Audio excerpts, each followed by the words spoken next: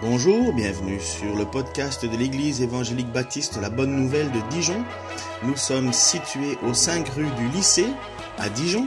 Vous pouvez trouver des informations sur notre église sur le site internet www.la-bonne-nouvelle.org.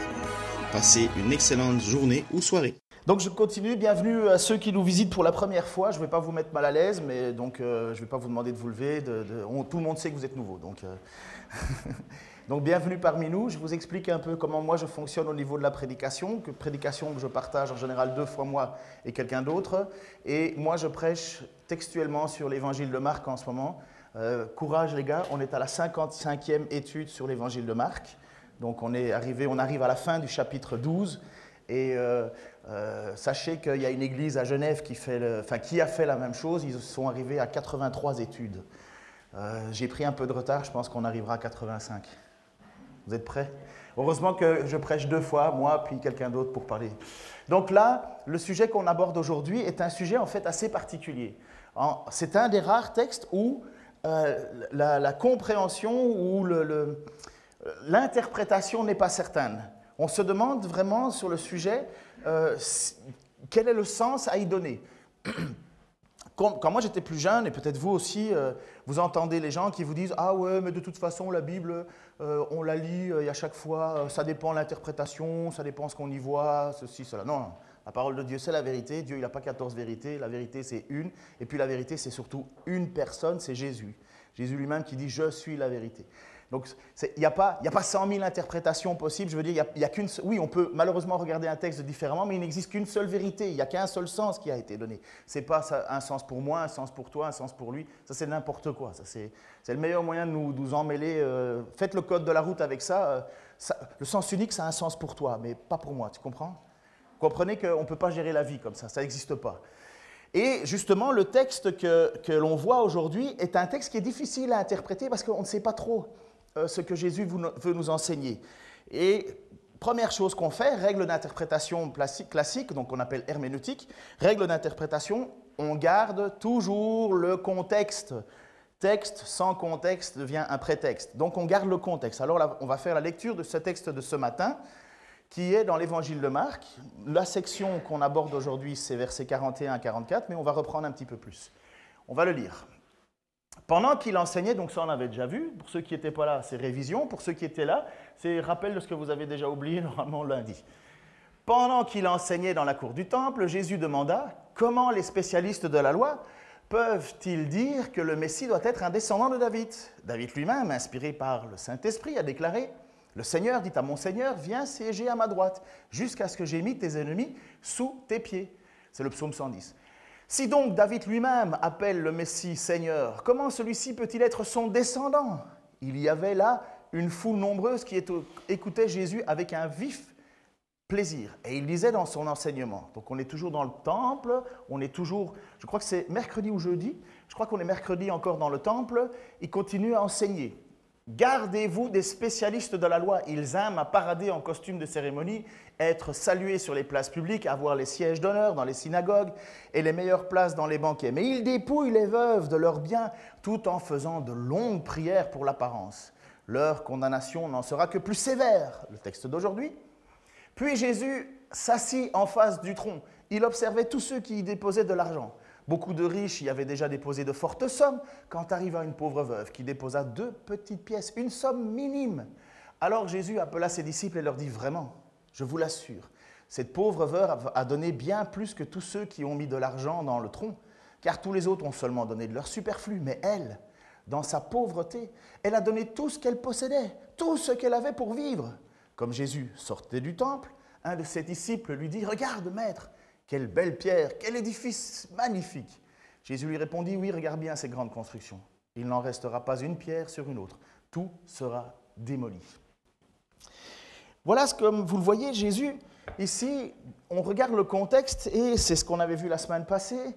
Il y a les responsables religieux qui aiment parader, qui aiment être beaux. Et tu peux mettre l'image précédente, Denis, juste avant?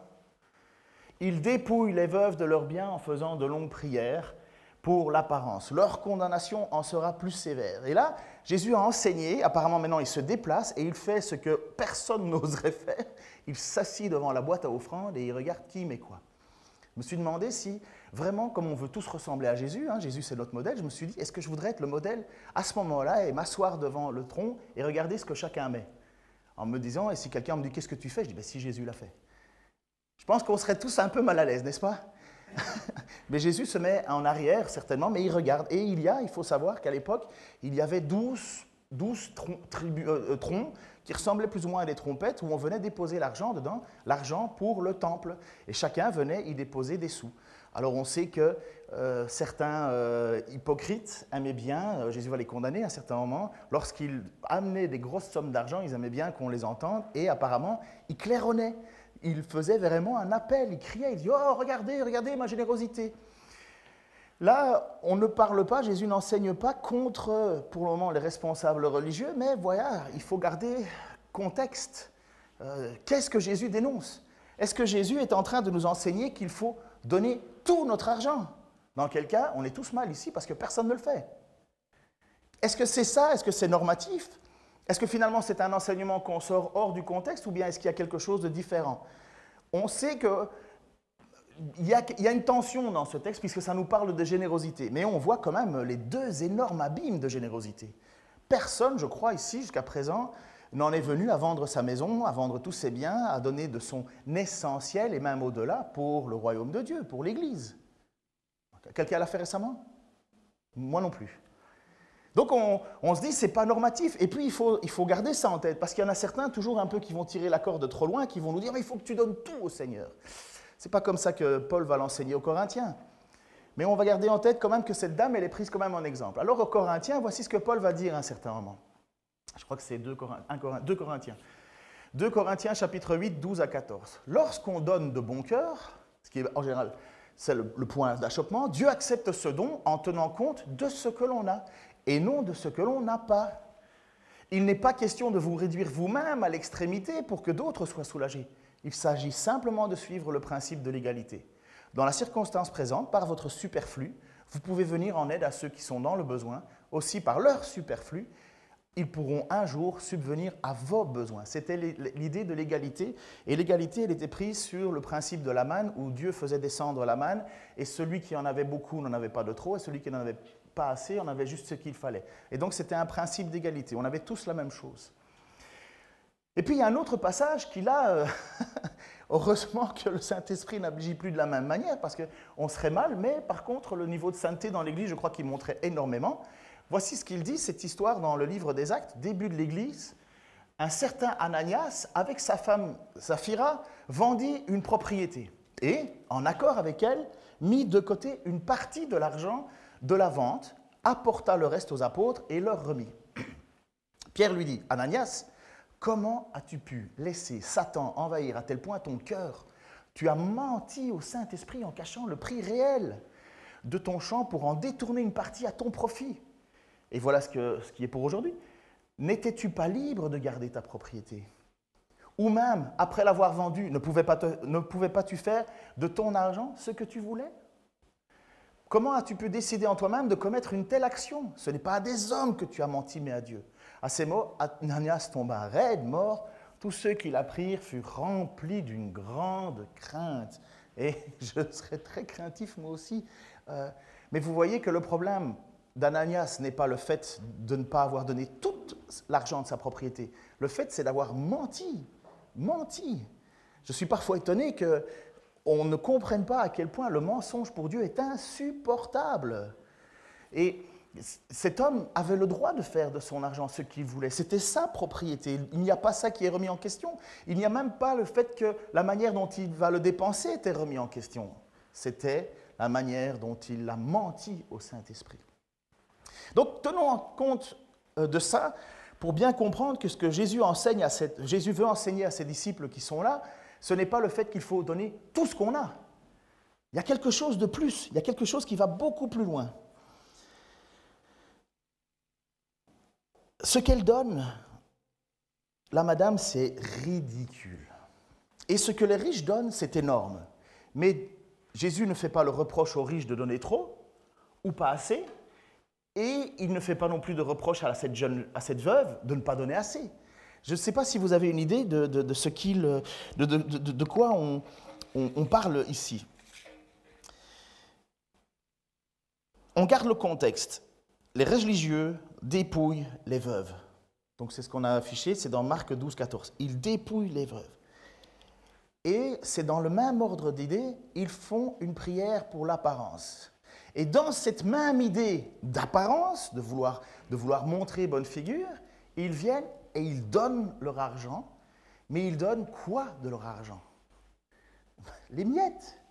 C'est quelqu'un qui, devant Dieu, regarde l'ensemble du gâteau, enlève une petite partie, hop, met ça sur le côté et dit « Ah, tout ça c'est à moi ». Finalement, il s'achète une spiritualité.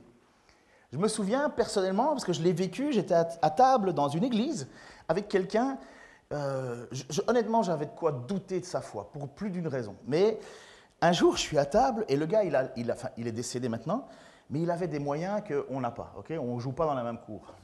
Et il est là et il dit, on était dans une église, il y avait un repas et il dit « Ah, moi je donne rien pour l'église, c'est pas une bonne chose, il faut que les chrétiens se prennent en main, il ne faut pas qu'ils profitent de ma richesse pour que eux se dédouanent de leur générosité. » On continue dans la soirée et il me dit « Ah, moi j'ai eu Céline Dion à ma table parce que il y avait une levée de fonds et si on payait pas mal pour la levée de fonds, ben Céline Dion venait à ta table. » Et Céline Dion était à sa table. J'habitais au Québec à l'époque. Hein, et il a mangé avec Céline Dion. Pourquoi? Parce que c'est celui qui a allongé le plus gros chèque sur la table. Alors je l'ai pris au mot. J'ai dit, écoute, on a pour le moment une aide alimentaire. Donc on faisait ça quand on était au Québec. J'aimerais bien pouvoir le faire en France, mais la France est tellement compliquée au niveau sanitaire. C'est des fous. Enfin bon, bref. Et là, on pouvait nourrir les gens très facilement. On avait une cuisine et ainsi de suite et ainsi de suite. Et à un certain moment, je l'ai pris au mot, je lui ai dit, écoute, ça devait être magnifique d'avoir Céline Dion et compagnie. Ça ne t'intéresserait pas d'aider des jeunes filles parce que là, je dois acheter une demi-vache, c'est 900 $. Est-ce que tu peux m'aider pour 900 $ pour, bon, c'est 700 €, je crois, environ 700 $ à l'époque. Il m'a fait le chèque directement sur la table. Boum. Mais il l'a fait de manière à ce qu'on l'entende. Hein. Comprenez? Ce n'était pas discret, quoi. Mais j'étais tellement choqué de voir que c'était pour l'apparence. Moi, je m'en fous. Hein. J'ai pris le chèque et des jeunes filles monoparentales, elles ont mangé à leur faim grâce à lui. Hein. Mais je ne pense pas que Dieu était très, très honoré de son don. De la même manière que dans le temple, Dieu n'était pas très, très honoré de la part des religieux de l'époque. Mais Dieu n'a jamais dit « retenez votre offrande ». Ils l'ont fait. Ils ont continué à donner. Ce que la jeune dame va donner, c'est ce que cette femme va donner, c'est environ 1 €, 2 leptons, deux petites pièces. Dans l'évangile de Marc, je crois qu'il le traduit dans un langage romain, mais en mode du temple, c'est 2 leptons. C'est 1/64e de denier. Denier que vous savez qui est le salaire journalier. Donc 1/64e du salaire journalier. Voilà ce que la dame va mettre dans le temple, dans ce tronc. C'est ridicule, comprenez, c'est ridicule. Enfin, pardon de dire ça, hein, mais combien de fois j'ai pas été choqué d'entendre des pièces tomber dans l'offrande alors que je sais que le gars, c'est parce qu'il ne veut pas sortir le billet, quoi. Et là, regardez l'image, c'est que vous avez des riches qui, eux, mettent énormément, et il le faut. Il n'y a pas un seul endroit où il est dit « sois sage, donne pas de trop ». Non. Et vous avez cette dame qui donne rien du tout. Et le contraste est frappant. Frappant parce que ce n'est pas que le temple manque d'argent. Vous savez combien d'argent il y avait dans le temple à l'époque? J'ai été étonné d'entendre ça, je ne sais même pas. Lorsque Titus, qui en 70 a détruit le temple de Jérusalem, ils ont trouvé 400 talents d'or. Là encore, vous vous dites, qu'est-ce que 400 talents d'or? 400 talents d'or représentent 2 500 000 jours de travail. En or, 2 500 000 journées de travail. Dans l'an 70. Donc là, on doit être à l'époque de Jésus, allez, on va dire que c'est 40 ans plus tard quand le temple a été détruit. Quand ils sont tombés sur le trésor du temple et qu'ils l'ont amené à Jérusalem, Flavius Joseph, parce que c'est lui qui tient le décompte de ça, Flavius Joseph a dit que quand l'argent a été déposé à Rome, il y a eu une crise économique parce qu'ils avaient trop d'or. Ils avaient trop d'or. Le temple ne manque pas d'argent, vous comprenez? Cette veuve, et si le temple ne manque pas d'argent, c'est que la norme n'est pas de donner le minimum. Il y avait des règles, il y avait des lois, et cette dame certainement connaissait les règles et les lois. Les règles et les lois avaient déjà été données au sujet des offrandes à faire pour le temple et pour le peuple de Dieu qui le servait comme responsable religieux. Ces choses ont été données alors que le peuple n'était même pas encore rentré dans le pays promis. Dieu avait déjà donné des règles. Sur les 12 tribus, il y avait une tribu, la tribu des Lévites, dont son rôle était uniquement le service à Dieu. Enseignement, chant, offrandes, toutes ces choses-là. C'était la tribu de Lévi. Et voilà ce que Dieu va dire à Moïse sur la gestion de l'argent et de la finance et des finances pour les 11 autres tribus. Voici ce qu'il va dire. Encore un petit peu. Denis, avance. Voilà, non, bon, merci. L'Éternel dit à Aaron, c'est le porte-parole de Moïse, « Tu ne posséderas pas de patrimoine foncier dans le pays, et il ne te reviendra aucune part au milieu d'eux, car c'est moi qui suis ta part et ton patrimoine au milieu des Israélites. Aux Lévites, je donne comme possession toutes les dîmes qui seront perçues en Israël, pour le service qu'ils assurent, celui qu'ils accomplissent dans la tente de la rencontre. Tente de la rencontre qui, après ça, va devenir le temple. Vous voyez, c'était le lieu de la présence de Dieu, là où il y avait le coffre de l'Alliance. Ainsi, les Israélites ne risqueront plus de commettre une faute qui entraînerait leur mort en s'approchant de la tente de la rencontre. Ça, c'était parce que c'était un endroit saint, très saint, et ce n'est pas tout le monde qui pouvait y aller, il y avait une seule tribu qui pouvait le faire. Ce seront les Lévites qui assureront le service dans la tente de la rencontre et qui porteront la responsabilité des fautes qui s'y commettraient. Pardon. C'est une ordonnance en vigueur à perpétuité de génération en génération. Ils n'auront pas de patrimoine foncier au milieu des Israélites, car je leur donne pour possession la dîme que les Israélites prélèveront pour l'Éternel. C'est pourquoi je leur ai dit qu'ils n'auront pas de patrimoine foncier parmi les Israélites. Les Lévites n'avaient pas le droit d'avoir de maison, ils n'avaient pas le droit d'avoir de choses pour eux. Je crois qu'il y a encore une image, Dani, je pense, pour nombre. Non, c'est la seule? Ok, reviens derrière, merci. Donc vous voyez cette loi, cette dîme, c'est pas parce qu'il y a une générosité de la part de la madame, certainement, et c'est simplement parce que c'est la loi, c'est comme ça. Voilà ce que Dieu a décidé. Il y a un impôt qui est prélevé pour l'organisation de son temple, pour les gens au service de son temple. Et ces personnes au service du temple n'avaient pas le droit d'avoir des propres possessions. Ils ne vivaient que des dons. En fait, et même de cette dîme, il y avait la dîme qui était consacrée pour Dieu. Et le reste, c'était les Lévites qui utilisaient toute la gestion, tout l'argent pour la gestion, leur vie, la façon dont ils vivaient. Finalement, ils devaient vivre, ces gens-là. Ils ne vivaient pas d'amour et d'eau fraîche. Hein. Ils vivaient des dons qui étaient donnés par le peuple. Donc cette veuve, elle est là et elle continue à donner malgré le fait que ses enseignants, ses responsables religieux les volent. Vous imaginez ça? La corruption, elle est hyper visible. La corruption, quand Jésus est rentré dans le temple 2 jours avant, le mardi, il a choté dans les tables des vendeurs, des changeurs de pièces. Il a chassé les vendeurs d'animaux. Pourquoi? Parce que c'était devenu une cabane de voleurs. Les gens extirpaient de l'argent. Ils trichaient sur les montants. Ils faussaient toutes ces choses. Et là, Jésus pourrait dire, pourquoi il ne faut plus qu'elle donne? Non, non, non. Il faut continuer à donner. Et vous vous êtes jamais posé cette question? Moi, personnellement, quand j'étais plus jeune chrétien, mon offrande, c'était ma manière d'avoir du pouvoir sur le pasteur, ou en tout cas sur le conseil d'anciens et ainsi de suite. Quand ça me plaisait, je donnais beaucoup. Quand ça ne me plaisait pas, je donnais rien. Et je m'auto-justifiais. Seigneur, ils ne méritent pas que je les soutienne. Ne me regardez pas comme ça, je suis sûr que ça vous est arrivé. Pourtant, Jésus dit l'inverse. Jésus va même dire au sujet de ses responsables religieux quelque chose d'assez étonnant. Tu peux mettre l'image suivante, s'il te plaît?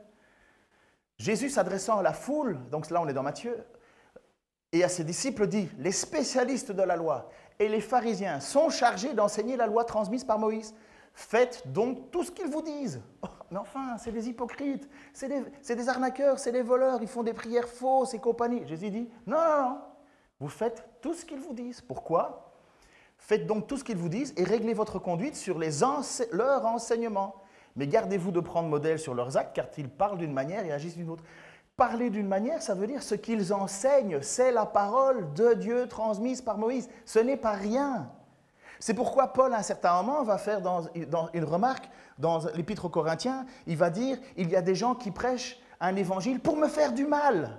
Et Paul va dire, mais quand bien même l'évangile est prêché, quand bien même, moi j'ai des problèmes, j'ai des difficultés avec certaines personnes, leurs attitudes, leur caractère en tant que responsable dans les églises, mais tant que je sais que l'évangile est prêché, ben, tant mieux. Tant mieux. Je connais des gens qui s'enrichissent et qui sont mauvais, mais l'évangile est quand même prêché. C'est quand même magnifique ça, même si c'est mauvais le reste. Et nous, on a une tendance un petit peu bizarre à penser. On ne pense pas comme ça. Nous, on donne quand on est d'accord, et quand on n'est pas d'accord, on ne donne pas. Et on ne se pose même pas la question si finalement c'est ça que Dieu attend ou pas.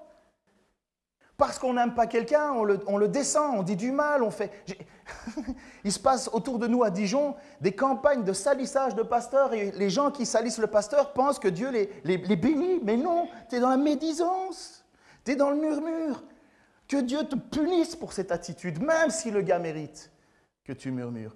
L'ange Gabriel ne s'est pas battu contre Satan quand il a fallu réclamer le corps de Moïse. Il a dit que l'Éternel te fasse ce qu'il faut. Que l'Éternel te punisse. La colère de l'homme, l'épître de Jacques, n'accomplit pas la justice de Dieu. Il faut faire attention que parce que nous aimons quelque chose ou que nous n'aimons pas, nous nous faisons juges pour Dieu. Et c'est ça, moi ça me trouble quand Jésus dit « Faites ce qu'ils vous disent, mais ne faites pas ce qu'ils font ». Moi j'aurais tendance à envoyer tout bazarder. Et en gueulant très fort, hypocrite, mais je n'ai pas reçu cette autorité de Dieu. Et cette petite veuve qui se fait exploiter par ses responsables dans ce temple, va quand même, non pas donner un petit peu, elle va donner tout. Ouf. Vous comprenez que l'enseignement de Jésus, là, pour les disciples, c'est énorme. Le contexte, il vient de descendre les responsables religieux publiquement. Mais il va quand même dire, faites ce qu'ils disent. Et il va quand même louer cette dame qui donne tout. Il ne dit rien de mal contre les riches qui donnent. Il leur dit simplement, c'est de l'apparence, c'est juste du superflu. C'est donné pour se donner bonne conscience. Comme le gars qui a acheté ma demi-vache, c'est pour se donner bonne conscience, pour l'apparence. Oh, et vous savez pourquoi il fonctionne comme ça? J'ai perdu ma voix hier, j'ai été voir... C'était l'anniversaire de mon fils hier, 16 ans. Et comme cadeau, il m'a dit « Papa, maman, vous pouvez sortir dehors parce que j'invite des copains. » Et qu'est-ce qu'il a fait hier soir? Une drache extraordinaire, une pluie incroyable sur Dijon. Et qui était dehors pour faire plaisir à son gamin? Papa, maman. Donc j'ai un peu moins de voix, mais merci, joyeux anniversaire mon fils. Mon fils, ma bataille. Jason Procopio a dit quelque chose. Qui est Jason Procopio? Vous ne savez pas? Ah ben, je vous encourage à écouter ses prédications. Il est pasteur de l'église, Église Connexion, donc à Paris. Et il a fait un enseignement sur l'évangile de Matthieu. Et donc Matthieu et Luc, souvent ils abordent les mêmes passages, hein, donc ce qu'on appelle synoptiques, qui regardent dans le même sens. Et il a dit quelque chose que j'ai trouvé vraiment bon. Ça nous concerne, et je trouve que c'était presque une voix prophétique sur la façon dont on gère nos sous aujourd'hui aussi. Il dit ceci: la vérité simple et triste, c'est que la spiritualité du chrétien moyen est formée plus par l'esprit consommateur occidental que par Christ. On fonctionne comme cela depuis que nous sommes petits. Depuis notre enfance, on nous dit qu'il faut travailler pour gagner de l'argent, pour s'acheter ce que l'on veut, pour être heureux. C'est comme ça dans ce monde. Si on ne gagne pas assez, on ne pourra pas acheter ce que l'on veut et on ne sera pas heureux. Et c'est comme cela qu'on s'approche devant Dieu. On travaille, on coche toutes les bonnes cases, on fait toutes les bonnes choses pour que Dieu nous aime et continue de nous aimer. Puis, pour qu'il nous donne ce qu'on lui demande quand on le prie. Pour que l'on soit heureux, on s'approche de Dieu en consommateur. Et Jésus prend cette façon de penser et l'inverse. Il nous pousse à penser totalement différent. Ceux qui ont tout manquent de Dieu, ceux qui n'ont rien espèrent en Dieu. Pendant tout un temps, je vous le dis, je pensais comme ça. Et on pense comme ça. On donne pour que Dieu soit content, pour que Dieu soit satisfait, pour que Dieu soit calmé. On donne parce qu'on se dit, je vais m'acheter la paix avec Dieu. Et peut-être que vous avez vécu, mais quand les difficultés arrivent, quand les fins de mois arrivent, quand des situations où on est pris à la gorge sont là et qu'on traverse des moments mais vraiment catastrophiques parce que ça nous arrive. Moi, combien de fois j'ai dit à Dieu, mais c'était immature, mais Seigneur, bon sang, je t'aime. Je fais tout pour toi. Je donne de mon argent, de mon temps, je viens à l'église, je fais ci, cela. Et c'est comme ça que tu me remercies? C'est comme ça que tu me remercies? Tu me fais traverser par des problèmes, tu ne me protèges pas? C'est une pensée de consommateur, ça. Seigneur, je fais tout pour toi. Je me lève le dimanche. Et voilà comment ces responsables religieux de l'époque pensaient. Ils donnent de leur superflu. Et cette dame, elle vient avec ce qu'elle a, c'est-à-dire rien. Et ce rien, elle le donne à Dieu parce qu'elle dit, Dieu est tout. Dieu est tout. C'est le seul endroit où je peux placer toute mon espérance, toute ma foi. Il n'est pas question, comme je vous l'ai dit au début de la prédication, il n'est pas question de nous rendre pauvres. Il faut donner les choses avec joie. Mais quand on donne, est-ce que ça te fait mal? Est-ce que ça te coûte de donner ou finalement, est-ce que ça ne te coûte pas? Finalement, ce n'est que du superflu. Tu as causé toutes tes cases, tu as mis ça c'est bon, vacances j'ai préparé, pour ceci ça j'ai préparé, nouvelle télé préparée, ceci préparé, ça préparé. Qu'est-ce qui reste pour Dieu? Ah ben il reste ça. Ah ben c'est bien, c'est quand même une belle somme. Hein? Parce que c'est des grosses sommes qui donnent les riches. Hein? C'est pas, vous avez entendu, hein? 2,5 500 000 journées de travail étaient dans le temple de Jérusalem en partant. Vous imaginez ce que ça représente comme fonds de roulement? 2 500 000 journées de travail, de fonds de roulement. Ils n'étaient pas pauvres dans le temple. Nous, on nous dit ici dans notre association qu'il faut au moins 2 mois de salaire, je crois. Hein, que les finances d'une église sont saintes si on a 2 mois de salaire. Mais 2 500 000 jours, ça fait combien en année? J'ai aucune idée. Hein. Mais on pense comme ça, on est occidental, on nous a poussés, on est enseigné là-dedans, et finalement la discussion de Jésus nous rentre dedans.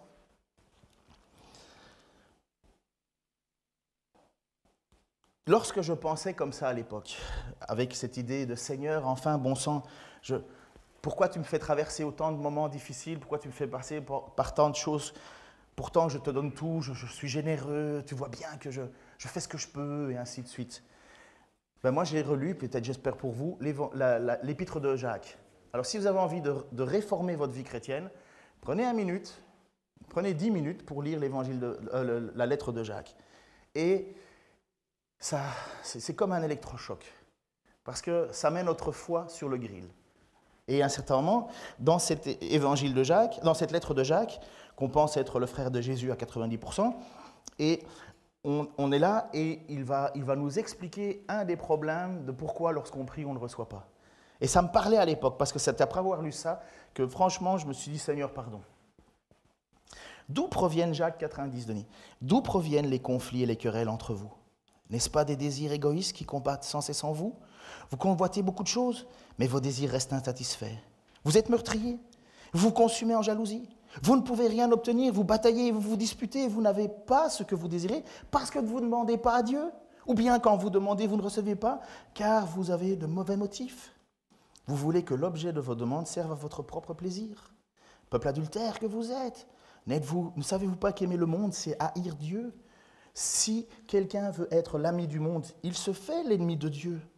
Pensez-vous, prenez-vous pour des paroles en l'air ce que déclare l'Écriture? Dieu ne tolère aucun rival de l'Esprit qu'il a fait habiter en nous, mais bien plus grande est la grâce qu'il nous accorde. Voici donc ce que déclare l'Écriture.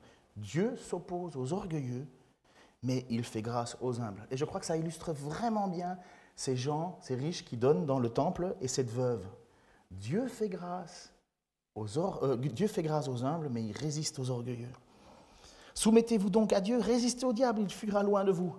Approchez-vous de Dieu, il se rapprochera de vous. Nettoyez vos mains, pécheurs, et purifiez votre cœur, vous qui avez le cœur partagé. Prenez conscience de votre misère. Soyez dans le deuil, pleurez, que votre rire se change en pleurs et votre gaieté en tristesse.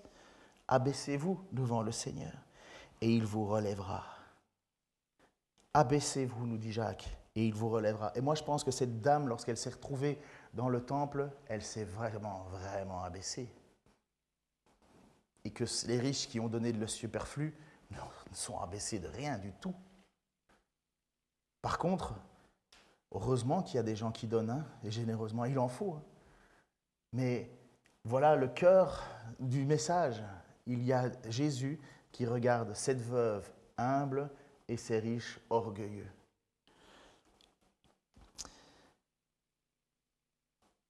Heureusement que 2 jours après, il va y avoir Jésus qui va offrir sa vie sur une croix. Et les apôtres ne comprenaient pas. Pour le moment, ils ont été enseignés, et ils ne comprenaient pas trop, hein, parce que ce n'était pas une évidence pour eux que Jésus allait mourir. Pour eux, c'était presque même inconcevable. Ils allaient vivre une véritable épreuve de foi, hein, parce que leur Seigneur et leur Sauveur, il est là, il est en chair, il est en os, et il était en train de leur dire, je m'en vais. Même Pierre n'a pas accepté. Il a dit, mais enfin, si quelqu'un te touche, moi je le démonte. Et Pierre lui a dit, wow. Jésus lui a dit, oh. Parce que Jésus, il ne pouvait pas perdre son Seigneur. Et c'était son maître. Toute sa vie, il l'a donné pour lui. Comme les autres apôtres, ils sont partis, ils l'ont suivi. Il y en a un qui, comme on dit en Belgique, à Bruxelles, il frouchelait. Vous savez pas ce que ça veut dire, froucheler. C'est proche de l'hébreu. Froucheler, ça veut dire il magouillait. C'est du bruxellois. Il magouillait. Et pourtant, à table, pendant cette Sainte, qu'on va prendre, je te laisserai la gérer, bien entendu, hein. Il va dire ceci, Matthieu 26, 29. Donc, on est juste le vendredi, et là, alors j'oublie dans ma mémoire, le mercredi ou le jeudi. Donc, dans ce qui vient de se passer, avec le fait de regarder, il est là le soir, il se pose tranquillement. Au cours du repas, Jésus prit du pain, et après avoir prononcé la prière de reconnaissance, il partagea en morceaux, puis il donna à ses disciples en disant « Prenez, mangez, ceci est mon corps ». Ensuite, il prit une coupe, et après avoir remercié Dieu, il la donna en disant « Buvez-en tous, ceci est mon sang, par lequel est scellée l'alliance. Il va être versé pour beaucoup d'hommes, afin que leurs péchés soient pardonnés. Je vous déclare désormais, je ne boirai plus du fruit de la vigne, jusqu'au jour où j'en boirai le vin nouveau, avec vous, dans le royaume de mon Père. » Après cela, ils chantèrent les psaumes de la Pâque. Ensuite, ils sortirent pour se rendre au Mont des Oliviers. Mont des Oliviers, l'endroit où Jésus va prier. Il va faire cette prière extraordinaire, étonnante. « Seigneur, éloigne de moi la coupe amère, non pas mon volonté, mais la tienne. » Judas va arriver avec les soldats. Ils vont attraper Jésus et Jésus va se faire. Il va y avoir un procès. Tout ça, on le verra plus tard. Mais je relis cette phrase, alors que Jésus a quand même vu toute une bande d'hypocrites. Et il n'y en a pas un qui vaut l'autre. Les apôtres ne sont pas meilleurs. Ils ont d'autres problèmes, d'autres difficultés. Vous vous souvenez que les deux frères Jean, les fils du tonnerre, j'ai oublié l'autre, Jacques et Jean, je crois, qu'on appelait fils du tonnerre, à un certain moment, ils arrivent vers Jésus en disant « Quand tu reviens dans le royaume, est-ce qu'on peut aller à gauche et à droite?